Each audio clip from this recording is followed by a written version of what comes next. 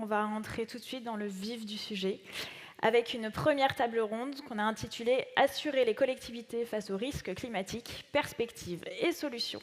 Donc j'invite sur scène Joël Duquesnoy, David Duranteau, Vincent Wissner et bien sûr Laure Noila qui va assurer l'animation. Vous pouvez venir vous asseoir. Installez-vous. Et Laure, je te laisse la main. Merci beaucoup. Merci d'avoir terminé un peu en avance, comme ça on a un peu de temps pour ces tables rondes qui vont aller très très vite. La première est donc consacrée à l'assurance des collectivités face aux risques climatiques. Est-ce que vous avez une idée des dommages et des montants des dommages causés par les changements climatiques sur l'année 2023 en France ?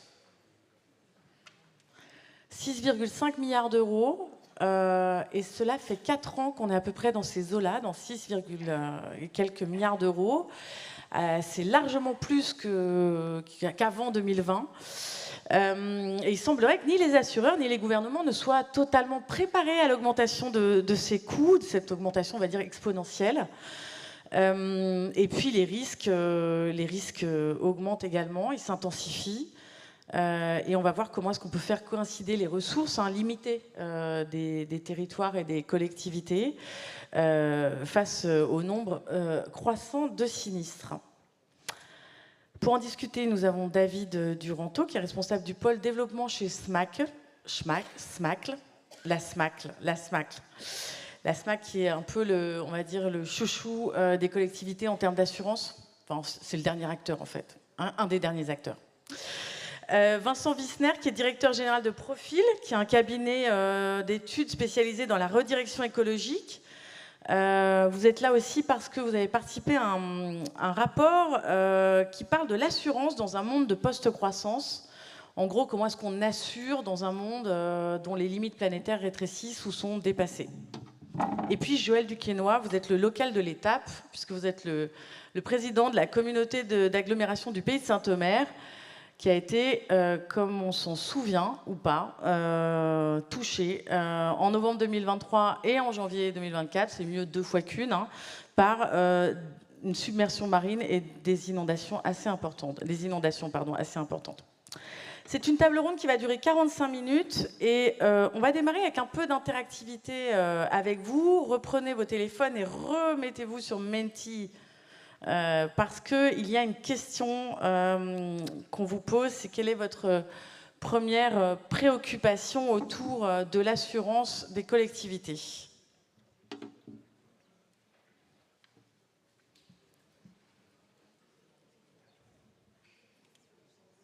Alors, je ne vois rien.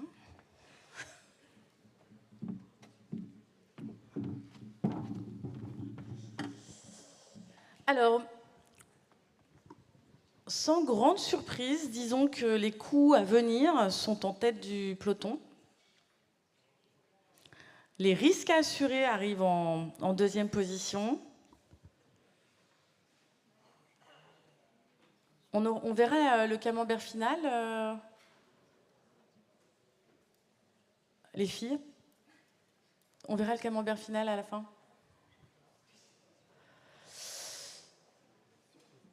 Je ne sais pas si on a terminé le sondage.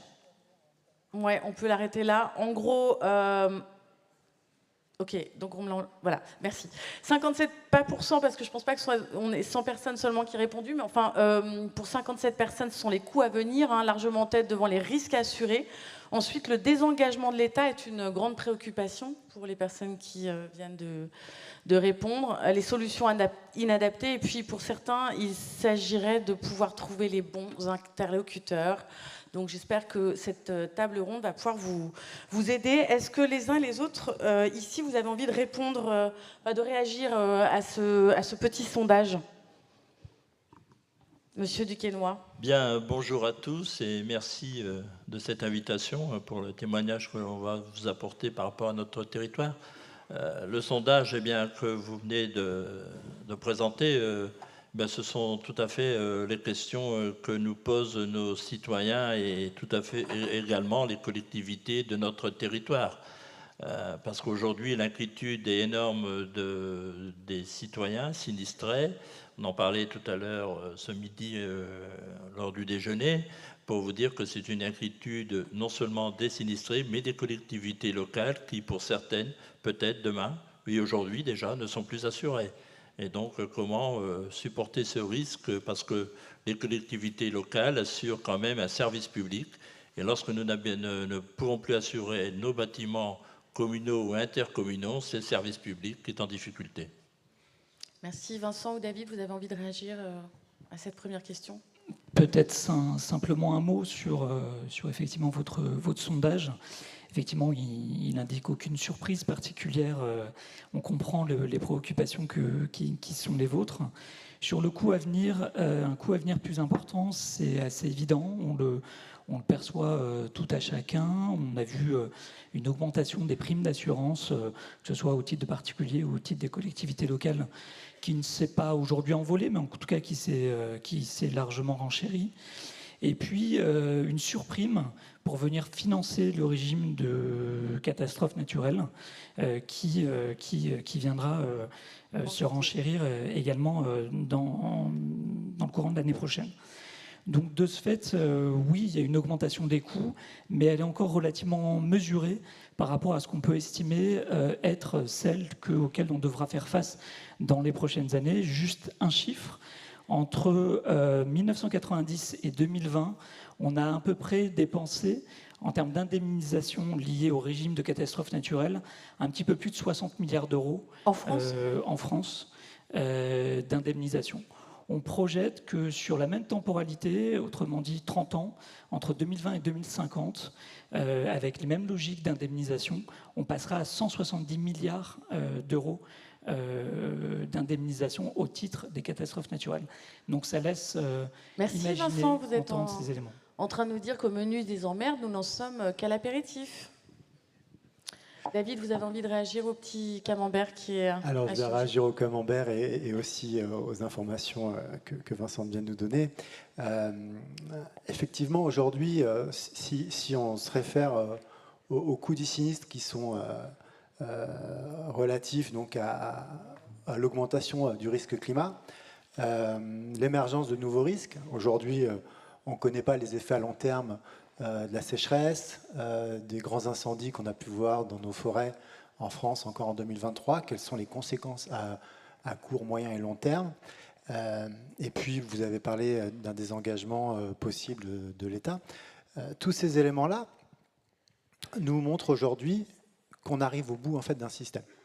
Un système assurantiel actuel qui date depuis très longtemps, trop longtemps peut-être.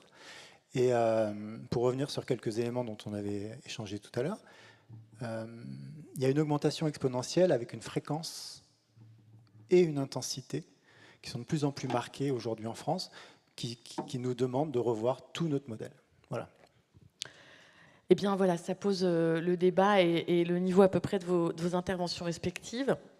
J'aimerais qu'on commence avec vous, Joël, parce que en tant que président de la communauté d'agglomération du pays de Saint-Omer, vous avez vécu donc ce double sinistre en un temps record, un délai de quelques mois à peine entre les deux.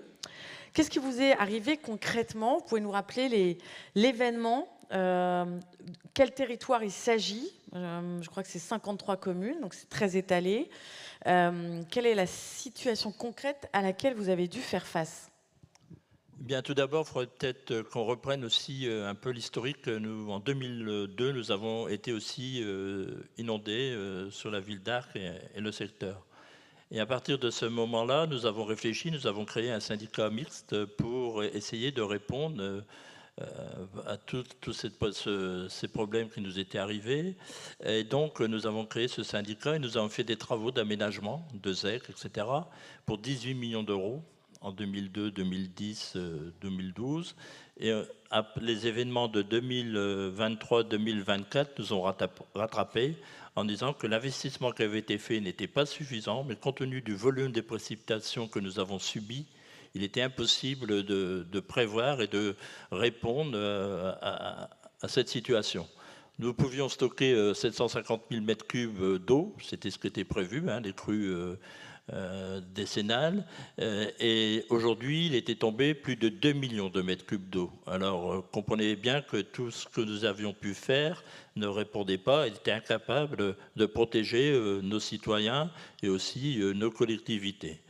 Et donc, vous l'avez dit, 53 communes sur le territoire de la communauté d'agglomération du Pays de Saint-Omer, 47 catastrophes reconnues catastrophes naturelles, une commune, je me souviens, qui a eu 5 arrêtés de catastrophes naturelles en 3 ans, dont 3 pour inondation ou remontée de nappe et 2 pour sécheresse. Donc vous voyez, pour la même commune, donc c'est compliqué tout cela à gérer. Et donc le rôle des assurances là-dedans, c'est-à-dire qu'en 2023, nous avons subi aussi la tempête Eunice qui est arrivée sur notre territoire.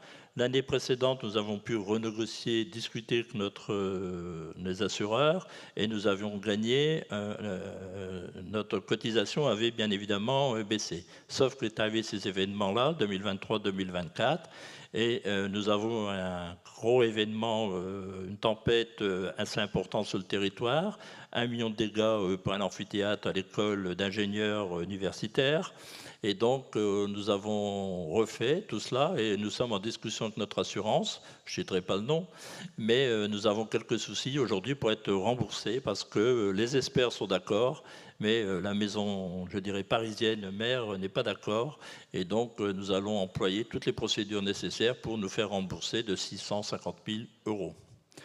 Donc ça, c'est le premier élément. Donc nous avions relancé un appel d'offres pour retrouver un assureur, hein, parce qu'il nous avait abandonnés, hein, il avait dit « je ne vous assure plus ». Premier appel d'offres infructueux. Il y avait même une réponse, je vous l'ai dit tout à l'heure, la franchise était de 1 700 000 €. Vous voyez, la réponse était cela.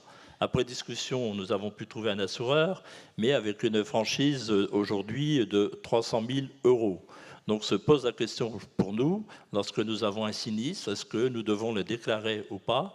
Parce que lorsque nous sommes supérieurs à 300 000 €, bien évidemment, cela ne vaut pas le coup de le déclarer. Et peut-être qu'à terme, l'assurance pourrait aussi rompre notre contrat d'assurance. Et donc, vous voyez, tout cela est compliqué pour les collectivités. Et ces événements que nous avons subis aussi, je pense aux sinistrés, parce qu'aujourd'hui, nous allons racheter environ 70 maisons qui sont dans le fonds Barnier. 40 sont dans le fonds Barnier, c'est-à-dire, je ne vais pas entrer dans le détail, mais vous le connaissez tous. C'est plus de 50% de dégâts, donc l'assurance paye c'est ce qu'elle doit payer sa franchise, et nous, son indemnité plutôt, et nous, l'État, nous faisons l'avance et l'État nous rembourse. Et ensuite, les autres maisons seront dans le cadre des PAPI, que nous allons discuter avec l'État pour bénéficier aussi d'une partie de remboursement. Les discussions sont en cours pour que ce financement soit pris en compte par l'État, mais nous savons qu'il restera une partie à la charge de la communauté d'agglomération du Pays de Saint-Omer. Et donc, aujourd'hui, nous devons réfléchir tous ensemble.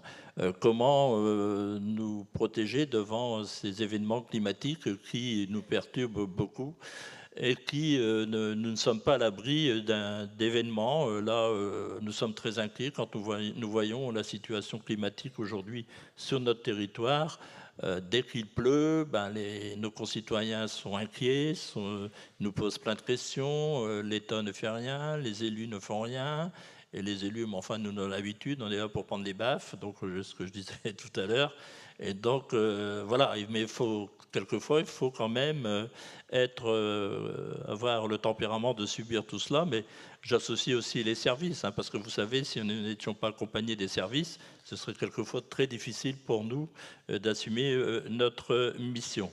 Quelles sont du coup les choses que vous envisagez? Racheter des maisons pour les détruire, pour les aménager, pour reculer, pour... Donc les 70 maisons qui seront rachetées, elles seront démolies. Nous allons même démolir à Arques l'école de musique, hein, où nous avons 600 personnes inscrites, hein, 600 qui pratiquent l'école de musique. Là aussi, nous allons la raser parce que pour renaturer ce secteur, donc ça se trouve en plus à 200 mètres du centre-ville de l'hôtel de ville. Vous voyez la complexité pour monsieur le maire. Moi, j'étais maire d'Arc de 2001 à 2014, et donc je connais bien cette commune, et je suis encore conseiller municipal d'ailleurs, mais vous voyez, c'est difficile pour un maire d'accepter que vous allez détruire 40 maisons à 200 mètres de la mairie pour renaturer ce site et le laisser comme cela, mais nous devons réfléchir aujourd'hui quel aménagement pour ce site. Il se trouve pas très loin du centre-ville, et donc nous pouvons réfléchir à des aménagements différents. Ensuite, peut-être aussi reconstruire différemment. Aujourd'hui, nous sommes en réflexion de notre PLUID, et celui-ci, bien, nous allons réfléchir à construire autrement, parce que nous savons aujourd'hui qu'il y a des zones ou des communes de notre territoire, ce sera plus possible de construire comme nous l'avons fait par le passé. Il va falloir revoir toutes les règles d'urbanisme pour essayer de répondre, d'éviter ces problèmes, et surtout de ne pas mettre nos citoyens et nous-mêmes, collectivités, en difficulté, en responsabilité des élus que nous sommes. Et dernière petite question pour vous, là maintenant. Est-ce que vous avez un interlocuteur auprès de votre assureur qui vous conseille en termes de prévention, et plutôt que de venir à la fin? Bien, aujourd'hui, je pense qu'il faut une réflexion globale, que ce soit au niveau de l'État, les associations, le Sénat a lancé une mission, les parlementaires. Et donc, pourquoi demain, peut-être, réfléchir, il y a bien la cotisation catastrophe naturelle, mais une cotisation, une solidarité nationale, peut-être plus, j'en sais rien, pour assurer, comme j'ai dit au début de mes propos, tout ce qui est bien public. Parce que si les biens publics demain ne sont plus assurés, ce sera une catastrophe, non pas pour nous, mais pour les citoyens qui pratiquent, qui exercent soit des loisirs dans ces équipements, qui demain ne pourront plus, parce qu'il y aura des solutions ne seront pas apportées, et nous devons réfléchir peut-être à une solidarité nationale, et voir, mais lorsqu'on voit ces changements climatiques qui se passent sur le territoire national, on en parlait tout à l'heure, on ne peut plus dire tel territoire... Aucune zone n'est épargnée. Voilà. Ouais. Et donc, il faut réfléchir, et c'est aussi un souci pour les assureurs, que quand ils réfléchissent comment assurer, et donc il faut y réfléchir et apporter un fonds spécial, peut-être dans les années à venir, qu'il soit peut-être européen, parce qu'on a aussi bénéficié d'un fonds européen pour, nous y travaillons avec les services de l'État, pour bénéficier de la reconstruction, par exemple, de l'école de musique ou l'école de Blandec. D'accord, merci. Alors, vous venez de le dire, on a plein de difficultés, surtout dans un monde qui est en train de rétrécir, à la fois politiquement sur ces questions-là, économiquement, mais aussi climatiquement, écologiquement, de manière environnementale, les catastrophes arrivent. Et justement, Vincent Wissner, vous avez participé, enfin, vous avez écrit un rapport, travaillé sur les questions de l'assurance dans un monde en post-croissance. Est-ce que vous pourriez nous raconter un petit peu quels sont les enjeux dans les temps qui viennent de ce monde de l'assurance? Alors, je vais essayer de le faire en un temps relativement court parce qu'ils sont nombreux, ces enjeux. Alors, notre travail n'a pas été centré exclusivement sur les problématiques d'assurabilité des collectivités locales, qui est une problématique qui est liée à l'augmentation des aléas, mais qui est une problématique plus multifactorielle. Il y a une problématique de marché, vous commencez à l'évoquer, un duopole, voire un monopole de ce marché-là. Aussi à l'absence d'un rôle de médiation. Le médiateur de l'assurance ne jouait pas, jusqu'à encore récemment, un rôle dans les interactions entre les assureurs et les collectivités locales. Et puis on avait des problématiques qui étaient liées à des problématiques d'expertise, de capacité à mobiliser l'outil Code des marchés publics pour véritablement entrer en négociation entre assureurs et collectivités locales. On l'évoque rapidement dans ce rapport-là, mais on n'y passe pas un temps extrêmement important. Nous, ce qui nous intéresse, c'est de comprendre quels sont effectivement les grands enjeux du secteur de l'assurance et dans quelle mesure on peut projeter que ce secteur, à l'aune des limites planétaires, va encore jouer son rôle premier qui est de protéger, et son mythe fondateur qui est de protéger notre développement et les biens et les personnes. Alors, il y a un constat de base, mais David commençait à l'évoquer, c'est qu'on doit changer de modèle assurantiel. Le modèle classique, avec les mêmes ABAC, avec les mêmes modèles de contractualisation, il a une obsolescence programmée, on en est certain, c'est assez clair. Pour autant, tout n'est pas à jeter dans ce modèle-là, et les spécificités françaises, elles sont extrêmement intéressantes. D'une part, la logique de solidarité, la logique de mutualisation sont des fondamentaux du modèle assurantiel français qui sont assez pertinents, assez cohérents par rapport à cette logique de solidarité nationale qui nous est chère dans la culture française. Pour autant, il y a une limite évidemment au consentement à la mutualisation, pour autant qu'on ne soit pas en capacité d'accepter que certaines zones ne soient plus constructibles, d'accepter l'inassurabilité de certains biens, l'inassurabilité de certaines activités. Et ça, c'est important à avoir en tête. On a évidemment un peu ce spectre de l'inassurabilité, pour ne pas dire de l'épée de Damoclès, de l'inassurabilité qui nous pend au nez et qui invite bien évidemment à faire autrement. Qui existe déjà dans différents pays. Je pense à l'État de Floride qui vient d'être frappé par la catastrophe Hélène. C'est un lieu où il n'y a plus d'assureur privé qui vient jouer ce jeu-là. Et qu'on a des primes qui peuvent atteindre jusqu'à $2000 par mois par maison. Oui, tout à fait. Alors c'est là où effectivement les hausses de primes ou de surprimes que l'on subit sont extrêmement faibles par rapport à ce qu'on connaît dans d'autres pays. Et les États-Unis sont un bon exemple. On a le premier assureur en Californie, qui s'appelle State Farm, qui a annoncé qu'il dénonçait 72 000 contrats de police d'assurance qui visaient à assurer des incendies en Californie. C'est un exemple. En Allemagne, beaucoup plus proche, on a un ménage sur deux qui n'est pas assuré contre le risque d'inondation. Donc c'est aussi un exemple qu'on a un modèle français qui est intéressant, qu'il faut sauvegarder, mais qu'il faut faire évoluer. Donc le premier élément, c'est accepter qu'on va passer à certains égards à une forme d'inassurabilité d'une partie de nos biens. Ça veut dire accepter qu'il y ait des zones noires et accepter du coup qu'il y ait un développement ou un dédéveloppement plutôt de ces zones. Et ça, politiquement, c'est pas forcément très simple à accepter. Et ça veut dire aussi accepter d'accompagner un peu plus spécifiquement les ménages, les collectivités, plutôt les ménages qui n'ont pas le choix d'être là. Il y a une sociologue qui évoquait la notion de ménage, les somewhere, en opposition au inwhere. Ce sont les ménages qui n'ont pas la possibilité de changer de localisation. Et donc c'est important de leur donner la possibilité de s'assurer et de prévenir d'éventuels aléas. Ça pose la question plus largement de l'assurance inclusive, dans quelle mesure on donne la possibilité, dans quelle mesure l'assurance reste un droit pour tous. Ça, c'est le premier point, la question de l'inassurabilité et ce spectre. Le deuxième point, c'est la question de la prévention. Et il y a évidemment en tête qu'aujourd'hui, et ce n'est pas nouveau, il y a tout un catalogue d'actions qui visent à soutenir la prévention, qu'elle soit anté-sinistre ou post-sinistre. Car il n'y a pas d'autre meilleur moment qu'après un sinistre que de faire différemment et de mettre en place des actions de prévention. Pour autant, aujourd'hui, il y a un engagement financier qui est évidemment trop faible, alors même que le retour sur investissement des actions de prévention sont systématiquement extrêmement bonnes.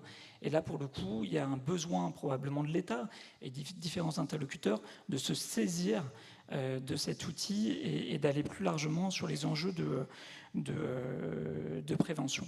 Je donne simplement un exemple. Le principal risque qui relève du régime de catastrophe naturelle en France, c'est le risque de retrait et gonflement des argiles qui pèse le plus fortement sur nos territoires. Ça concerne 10 millions de maisons, je crois. Exactement. Il y a un certain nombre d'actions relativement simples, de récupération des eaux de pluie, de localisation des plantations d'arbres, de couper certaines racines qui peuvent être en proximité du bâtiment, qui permettent de réduire ce risque-là. Et ça, on en parle relativement peu. Et plus largement, on devrait aller, et aujourd'hui dans le débat public on n'en parle pas du tout, mais aller vers la construction d'une filière industrielle de gestion des risques. Dans quelle mesure on est en capacité de mettre en place les techniques, les technologies plus ou moins sobres, plus ou moins frugales, pour répondre à ces enjeux de prévention. Et le dernier sujet, et j'en termine là, c'est la question de la mesure d'impact. C'est un élément qui est extrêmement important. Aujourd'hui, on a un fonctionnement qui est basé sur une logique assurantielle qui est à travers des lunettes d'actuaire. Autrement dit, c'est un peu basique, mais autrement dit, on regarde des lignes statistiques, on regarde des occurrences, Et on a du mal à prendre en compte ce que nous apprend le terrain. On a du mal à prendre en compte ce que nous apprend la technique. Et en fait, c'est trouver le juste dosage entre le rôle de l'actuaire, qui est essentiel dans la gestion des risques, et le rôle de l'ingénieur, de l'agronome, de l'hydrologue, qui est essentiel aussi dans la gestion des risques et qui doit l'être encore davantage demain. Merci beaucoup pour cette première introduction préliminaire. Est-ce que, David Duranteau, vous avez... vous l'avez dit déjà, on est exactement dans une révolution actuellement. Et en l'écoutant, je me disais, est-ce que maintenant, les assureurs vont conditionner leur capacité à assurer dans la mesure où on prendrait des mesures de prévention? Par exemple, j'ai une maison sujette au retrait-gonflement, et du coup, on ne m'assure pas si je n'ai pas mis les petites expériences low-tech qui permettraient de réduire l'aléa. Est-ce qu'on arrive dans ce genre de révolution-là? Alors, je vais intervenir en complément de ce que disait Vincent, mais effectivement, aujourd'hui, en tant qu'assuré, il faut se positionner avec une vision de bon père de famille. Vous savez pertinemment que si vous ne prenez pas des mesures d'anticipation, il risque de se passer quelque chose. Aujourd'hui, il n'y a plus de doute. Donc, l'assureur, lui, il va se poser la question de savoir est-ce que son assuré est un bon père de famille, est-ce que son assuré anticipe la formation possible d'un sinistre. Aujourd'hui, je vais parler pour SMAC l'assurance, nous avons des données précises où on arrive à calculer que 1 euro investi en prévention, donc avant sinistre, ou alors des réparations après sinistre, mais 1 euro investi en prévention, c'est 7 euros d'économiser en indemnisation. Et cette notion-là, elle est importante parce que ça veut dire que la prévention fonctionne. Juste en complément, et puis je vais faire court, pour revenir sur les collectivités locales, toutes les communes, et ça c'est France Assureur qui donne ces données-là, qui ont investi dans un PPRI, aujourd'hui on sait qu'on a une baisse de 40% des sinistres. Voilà. C'est énorme. C'est énorme. Oui, mais alors quelle est la révolution à laquelle vous faites face? Et puis racontez-nous un peu ce que la SMAC exactement et combien de collectivités elle représente. Combien de collectivités représente aujourd'hui la SMAC se retrouve en situation monopolistique. Juste pour les communes du littoral, on assure une commune sur 2 en France. On va parler de la côte vendéenne, puisque c'est un peu de là-bas d'où je viens. On assure 90% des communes. Demain, en cas d'événement climatique important, d'intensité, sur cette zone-là, on est forcément impacté. Donc nos résultats seront impactés. Pour revenir sur le calcul actuariel d'une prime d'assurance, on fait une modélisation sur 5, 10, 15, 20 ans, 50 ans parfois, et puis on regarde le montant des primes, le montant des sinistres, et puis les IBNR, donc les sinistres qui ne sont pas arrivés mais qui sont prévus parce qu'on sait qu'ils vont arriver d'une manière sérielle, et puis on donne une prime. Le problème, c'est que ces IBNR sont calculés sur un modèle de 10 ans, et qu'aujourd'hui, la sinusoïde des événements climatiques est assez réduite. Et qu'on arrivait sur... Moi, je me souviens, je suis rentré dans les assurances en 98. J'ai pris la fameuse tempête de 98. On avait dit, ça arrive tous les 50 ans. Pas de bol, c'est arrivé quelques années après. Et puis, je ne sais pas si vous avez vu, mais la semaine dernière, il y avait encore une alerte météo d'un front, donc une tempête qui est arrivée sur la côte ouest et qui est remontée jusqu'à l'Île-de-France. Ces événements, normalement, doivent arriver au mois de décembre. Là, on était le 21 septembre, grosso modo. Donc aujourd'hui, on est directement impacté par l'augmentation de la fréquence et de l'intensité. Le contrat d'assurance, quand on rentre en école d'assurance ou quand on a des notions d'assurance, la première phrase qu'on vous dit, la base, c'est que le contrat d'assurance fait référence à l'aléa. S'il n'y a plus d'aléa, il n'y a plus de contrat d'assurance. Alors, je ne vais pas avoir un discours alarmiste, c'est juste qu'il faut changer la réflexion du modèle. Quand on indemnise, l'assurance est un produit de consommation. On indemnise, on a son chèque, on est content. Aujourd'hui, on doit se poser la question, comment indemniser? En nature, avec de l'argent. Si c'est avec de l'argent... En ingénierie, en personnel? Partons sur une indemnisation avec effectivement, ça peut être une piste, mais une indemnisation qui sera liée à quelle démarche résiliente l'assuré intégrera dans la reconstruction de son bien ou de sa zone. Quelles sont les pistes explorées pour en sortir et comment, qu'est-ce que vous inspire le cas de Monsieur Duquesnoy avec ses primes à 1,7 million d'euros comment est-ce qu'on sort de ça? Alors, on a dit déjà beaucoup de choses. Oui. Beaucoup de choses. Mais la mutualisation, peut-être effectivement globale des risques, peut être une piste. Alors, pas rester au niveau national, mais peut-être travailler à un niveau un peu plus européen. Mais attendez, si on travaille au niveau des risques, qu'on les mutualise au niveau européen et que les catastrophes s'intensifient, se multiplient au niveau européen, est-ce que le problème est solutionné? Plus la zone est large, et potentiellement, moins on a de chances d'être exposé globalement. L'exemple, c'est on assure 2 villes en France, vous assurez Lille ou Marseille, quand même pas de chance que les 2 villes soient touchées en même temps. Maintenant, quand on voit ce qui s'est passé en Pologne récemment, en Europe de l'Est, où on a effectivement des fronts pluvieux, intenses, sur des zones géographiques très importantes, mais alors, bon, à un moment, essayons déjà un modèle un peu plus simple et disruptif. Donc une mutualisation globale peut être une piste. Systématiser la prévention. Aujourd'hui, on n'achète pas juste un contrat d'assurance. Chez SMAC, déjà, notre service prévention s'est développé et continue à se développer. Aujourd'hui, vous pouvez très bien faire appel à nous sur une partie prévention pour être accompagné sans pour autant être assuré chez nous. C'est vraiment une offre de service annexe, mais qui fait partie, à mon avis, d'une des conditions sine qua non. Vous voulez vous assurer, vous devez mettre en place des moyens de prévention. On reste encore dans cette notion de bon père de famille. Et puis on réfléchit énormément sur tout ce qui est data, nouvelles technologies, intelligence artificielle. On a des systèmes d'alerte qui fonctionnent aujourd'hui, qui permettent de limiter les conséquences ou l'impact, par exemple, d'un événement de grêle sur une zone. Est-ce que vous avez, vous, du côté des élus et vous, du côté du cabinet de redirection écologique, des pistes un peu pour inventer un monde assurable quand l'aléa devient une certitude? Oui, c'est à vous que je pose la question. Oui, une certitude, non.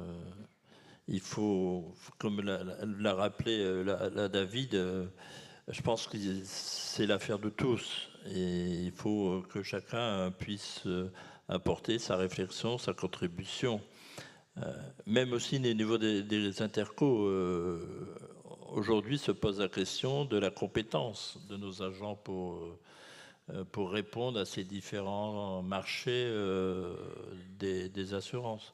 Il y avait aussi, on a parlé du marché public, mais aussi le code des marchés des assurances que nous n'avons pas encore évoqué, mais qui fait partie aussi des discussions que nous devrons avoir avec les assureurs, les représentants France Assurance, et aussi avec nous, les collectivités.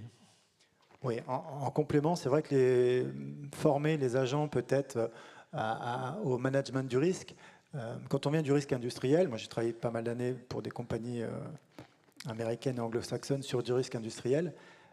Aujourd'hui, vous avez des pools intégrés de managers de risque qui sont formés, qui ont accès au langage et au discours qu'on retrouve dans le monde assurantiel. On peut très bien prévoir effectivement des modules de formation pour des agents spécialisés ou de créer des cellules ou internalisées ou externalisées, mais qui vont permettre d'appréhender le management du risque, d'avoir des cartographies vraiment détaillées du patrimoine d'une collectivité, et puis de réfléchir sur différents moyens. Peut-être que l'assouplissement du code de la commande publique permettrait de rendre un peu moins anonyme, un peu moins froid le cahier des charges qu'on reçoit, et puis de l'adapter, de faire du sur-mesure. La solution du sur-mesure peut permettre de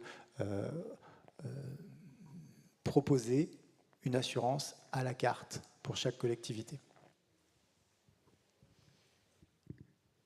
Alors, je n'aurais pas la prétention de trouver des solutions à cette problématique complexe. Ce qui est certain, c'est que c'est plus un aléa, c'est effectivement une certitude. Et maintenant, comment on fait face à ça? Il y a tout de même plusieurs aspects qui peuvent être imaginés. à destination des collectivités locales. Le secteur agricole, depuis longtemps, dispose d'un système assurantiel un petit peu particulier, avec ce qui s'appelait à l'époque le fonds calamité, qui s'appelait aujourd'hui le Fonds de solidarité nationale, et qui vise à indemniser, au-delà de l'assureur, en complément, en cas de difficulté particulière sur les récoltes. On pourrait imaginer, comme vous l'évoquiez un petit peu, d'avoir un fonds relativement équivalent à destination des collectivités locales qui jouent un rôle évidemment important et dont on peut imaginer qu'il est assez vital pour le développement d'un territoire, pour son fonctionnement, que certains équipements publics puissent refonctionner assez rapidement. Le deuxième aspect, et là aussi c'est déjà existant dans le système assurantiel, c'est que l'assurance auto, auquel certains d'entre vous souscrivent, vous ne le savez peut-être pas, mais il y a une quote-part dans cette assurance auto qui vient financer la prévention aux risques liés à l'automobile. Alors c'est une quote-part qui est relativement ridicule, qui est je crois 0,5% de mémoire, mais on pourrait imaginer l'équivalent d'une quote-part sur nos polices d'assurance liées aux dommages de biens qui seraient consacrées à la prévention liée aux risques climatiques. Enfin, et on n'en a pas encore parlé, c'est toutes les solutions fondées sur la nature qui sont évidemment importantes, qui viennent réduire l'exposition, sur lequel un certain nombre d'assureurs investissent. La Maïf, qui est votre maison mère, en est un bon exemple. Elle consacre une partie de son dividende écologique au financement de ce type de solution. Mais c'est évidemment quelque chose d'important pour réduire les aléas. Et enfin, peut-être dernier élément, mais là ça renvoie à une révolution un peu plus importante de la manière dont on fait aujourd'hui la relation contractuelle entre assureurs et assurés, c'est avoir une réflexion un petit peu plus large, une réflexion visant à accroître la résilience du territoire, non plus à assurer d'un côté un bâtiment ou d'un côté une installation photovoltaïque ou un autre bâtiment agricole, mais d'avoir une réflexion un peu plus large, qui est de se dire comment je nourris davantage la résilience du territoire au regard des aléas et des spécificités locales et hyper locales, à l'échelle pédoclimatique, comment je travaille à conforter cette résilience. Et ça, c'est un élément important sur lequel aujourd'hui, on a quasiment rien qui est proposé d'un côté ou de l'autre, et donc qui mériterait d'être un petit peu creusé comme source de partenariat. Il y a un aspect qui m'interroge moi également, c'est la question du renoncement. Est-ce qu'on doit continuer à s'assurer, renoncer à vivre dans tel et tel territoire, ce qui ne doit pas forcément plaire à des élus, voilà, renoncer à certains projets qui présentent des risques. Qu'est-ce qu'on peut faire, enfin, comment est-ce qu'on approche ou on aborde les questions de renoncement, de limitation? On va la prendre dans l'ordre. Est-ce qu'il faut continuer à s'assurer? Aujourd'hui, sur le modèle actuel, si on continue à s'assurer, et on va sans doute continuer à s'assurer, on va être confronté à des augmentations tarifaires. Des augmentations tarifaires importantes, des franchises à 300 000 €, des choses comme ça. Il y a le régime catastrophe naturelle. Le taux de cotisation était de 12%, il passera à 20% au 1er janvier 2025. Donc ça va générer une augmentation. Renoncer à s'assurer, c'est jouer avec le risque. Donc jouer avec le risque et puis risquer de ne pas être indemnisé et de se retrouver sans filet de sécurité. Et plutôt que de jouer avec le risque, il s'agirait peut-être plutôt de réfléchir, et ça, on prend notre part de responsabilité bien sûr là-dessus, en adoptant des mesures plutôt proactives et en proposant une partie mixte, hybride, moi j'appelle ça hybride, donc assurance, indemnisation, et puis peut-être financement via des fonds ou via peut-être une partie de la prime d'assurance à des modules ou à des stratégies résilientes pour nos assurés. Attendez, gardez le micro parce qu'il y a des questions intéressantes qui passent et j'ai l'impression que ce sont un peu toutes pour l'assureur que vous êtes. Qu'est-ce qui se passe pour une commune qui n'a pas les moyens de s'assurer? Comment est-ce qu'elle peut prendre en charge les réparations? Mais il y avait d'autres questions avant. Est-ce que les assureurs prennent en compte les projections territorialisées du GIEC pour leur modélisation? Et une autre question également, quand les zones protégées ne voudront plus payer pour les autres qui sont face au risque, comment ça se passera? Alors, on va déjà quand les zones protégées ne voudront plus payer pour le reste. On a parlé d'un beau modèle qui nous caractérise et qui caractérise bien notre pays, c'est quand même le modèle mutualiste, la mutualisation du risque. Effectivement, le principe de l'assurance aussi, c'est que les bons payent pour les autres. Oui, alors non, alors je crois que la question a été est complétée. C'est à force d'augmenter les cotisations, certains ne pourront plus payer. Oui, si on continue comme ça, effectivement, à force d'augmenter les cotisations, certains ne pourront plus payer. Je suis élu, moi, dans ma commune, dans le Val d'Oise. Aujourd'hui, le budget assurance représente une petite partie encore de notre budget de fonctionnement. Si on prend sur du risque entreprise, vous avez des entreprises où le poste assurance, c'est le deuxième, voire le troisième budget de l'entreprise. On n'en est pas là encore pour les collectivités, ni pour les particuliers. Maintenant, effectivement, si on continue sur ce modèle-là, on va se retrouver avec un moment où la prime d'assurance deviendra importante, même si ce n'est pas très vendeur, une prime d'assurance. On voit qu'on peut acheter une voiture à 60 000 €, mais quand il faut donner 1 500 ou 2 000 € de prime d'assurance, ça fait mal, alors que ça représente une toute petite partie du montant d'achat. Est-ce que les assurances prennent les projections territorialisées du GIEC en compte? Oui, complètement. J'imagine que oui. Complètement. On travaille justement avec des cabinets, on travaille sur des modélisations. Et puis, aujourd'hui, il y a heureusement France Assureur et puis des pools qui se rassemblent pour échanger là-dessus. Et est-ce que vous prenez en compte les projections du GIEC, des GIEC locaux, c'est-à-dire les choses un peu plus fines, des modèles un peu plus fins? Alors aujourd'hui, sachant que le GIEC, c'est pas une super référence dans la mesure où on se rend compte là que ça va de plus en plus vite et qu'on est bien au-delà de ce qu'ils avaient prévu. On est au-delà des modèles en fait. Donc après, on a un sujet qui est venu tout à l'heure, c'est de trouver le bon interlocuteur local.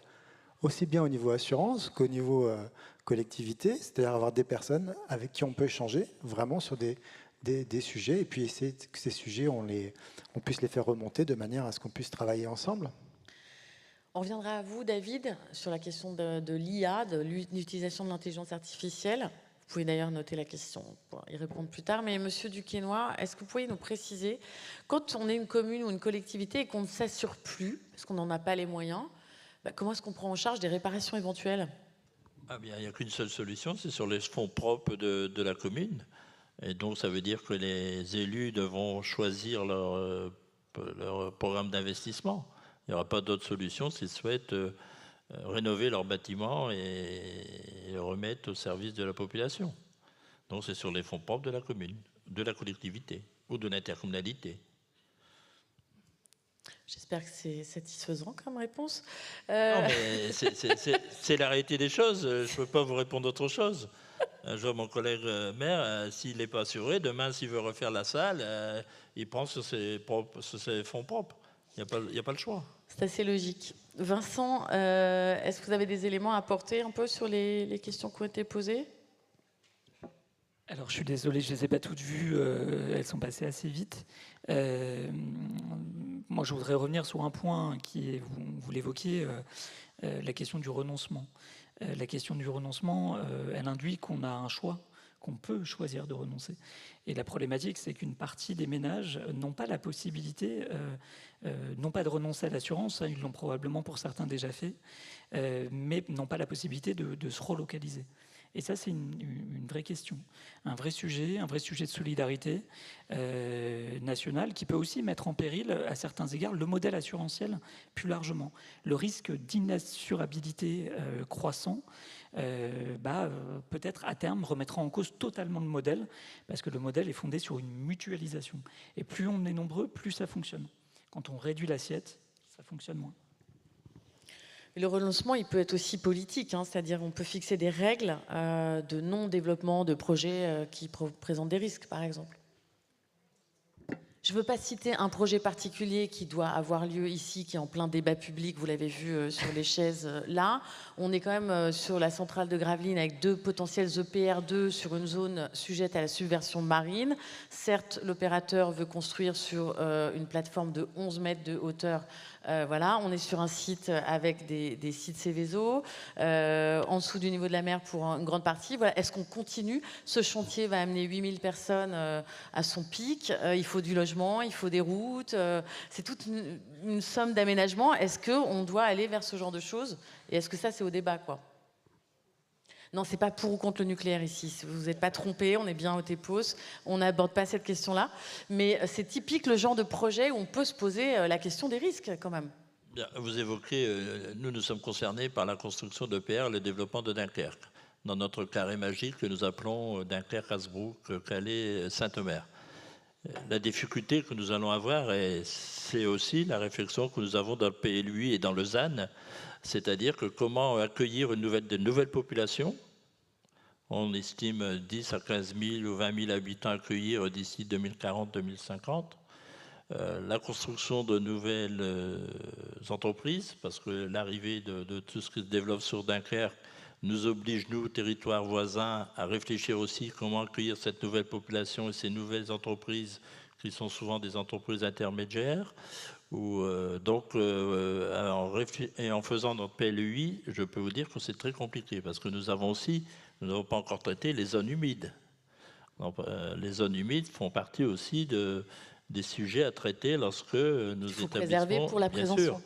Et donc, il y a tout un écosystème à réfléchir, à mettre en place. Et quelquefois, ça contrarie beaucoup les sinistrés, enfin nos habitants, mais aussi les élus que nous sommes, parce que nous devons répondre à ces demandes et en respectant tous les codes de l'environnement, etc., etc., les codes de l'urbanisme, et j'en passe. Et c'est notre sujet d'actualité aujourd'hui sur le territoire du Pays de Saint-Omer et nos territoires voisins, bien évidemment. Merci pour cette précision. Alors, je vois que pour information, en Vendée, les communes qui sont assurées chez SMAC, en grande majorité, n'arrivent pas à assurer les bâtiments publics qui accueillent des panneaux photovoltaïques sur leur toiture. Comment se fait-ce? Alors effectivement, bravo pour la question. Sur les panneaux photovoltaïques, SMAC l'assurance s'était engagé il y a 2 ans, maintenant 3 ans, à mettre en place des contrats pour assurer ces accessoires. Aujourd'hui, les technologies en font qu'on les retrouve maintenant en éléments de toiture. On connaît les phénomènes aggravants et surtout, on sait très bien qu'aujourd'hui, quand il y a un début d'incendie sur un PV, on n'a plus qu'à laisser brûler. Et nos modèles, nos résultats techniques aussi, ne nous ont pas permis d'avancer sur le montage de ce programme d'assurance. Donc aujourd'hui, on s'est désengagé parce qu'on n'a pas la capacité à couvrir, et puis on n'a pas de traité de réassurance là-dessus non plus. Oui, nouveau risque. Vous évoquiez tout à l'heure le risque des batteries électriques. Est-ce qu'on assurera à l'avenir peut-être des véhicules électriques qui se baladent en forêt? C'est pour risque d'incendie. C'est ce qu'on s'est dit à table. Est-ce qu'on peut continuer à assurer un véhicule électrique qui se balade en forêt? Demandons à la Forêt des Landes ce qu'elle en pense, mais à mon avis, voilà. Oui, il y aura des nouveaux risques, c'est sûr, avec de nouveaux usages. Donc j'ai vu le régime CatNat, oui, l'évolution de taux de cotisation qui passe à 20% au 1er janvier 2025. Qui passe à 50%? 20, voilà. C'est déjà pas mal. Mais il n'avait pas changé depuis près de 20 ans, non plus. Donc à sa décharge. Écoutez, je crois qu'on arrive au terme de... Sur l'IA, tout à l'heure, il y avait la question. Ah oui, l'IA, pardon. l'IA, l'intelligence artificielle. Est-ce que vous pouvez développer un peu les apports de cette... Pour faire très vite, donc la modélisation des risques, on le faisait avec plutôt des fichiers Excel très poussés avec l'actuariat. Aujourd'hui, on a la chance de disposer de bases, de prémices de l'IA qui nous permettent déjà de se projeter, mais en temps réel, vraiment, sur des événements, des modélisations de sinistres, des choses comme ça. Et on peut faire travailler l'outil très rapidement sur plusieurs scénarios, des scénarios, sur à quelle exposition du risque on pourrait être confronté, et puis essayer de modéliser de façon vraiment rapide et en temps réel le coût. Derrière, on a des outils avec Météo France, Predict, qui est un autre partenaire, où on peut essayer d'implémenter leur système dans l'IA de manière à commencer à calculer les prévisions. Et puis en indemnisation, on n'a pas parlé tout à l'heure, mais on a parlé de l'assurance agricole, mais dans l'assurance agricole, il y a du paramétrique, donc on déclenche une garantie en fonction d'un montant, ou enfin d'un niveau, d'une vitesse du vent ou d'un niveau de précipitation atteint, et on indemnise. Là, il n'y a pas besoin d'humain, en fait. À partir du moment où le paramètre est atteint, on déclenche l'indemnisation et l'intelligence artificielle peut nous aider. Merci pour ces précisions. Je crois qu'on arrive au terme de cette première table ronde. Je vais vous demander à tous d'aller sur, non pas l'application, mais sur vos téléphones pour répondre à la question de savoir comment vous vous sentez après cet échange. Rassuré ou pas. Enfin, vous mettez un mot, plusieurs mots. Ce sera un nuage de mots qui doit donner une réponse de votre sensation. Peut-être vous êtes sur votre faim. Bière, d'accord. Inquiète. Bière, vin blanc, ok. Bon père de famille, inquiet. Alcoolique, non. Le nuage de mots étant perplexe est en train de se concrétiser sous vos yeux. Pour ceux qui sont inquiets, perplexes ou alors sur leur faim, les 3 interlocuteurs sont présents encore. Vous pouvez évidemment leur poser des questions en dehors de la table ronde. Et si vous devez partir vite de Los Angeles, eh bien, nous donnerons vos coordonnées à ceux qui les demanderont. Merci beaucoup, messieurs.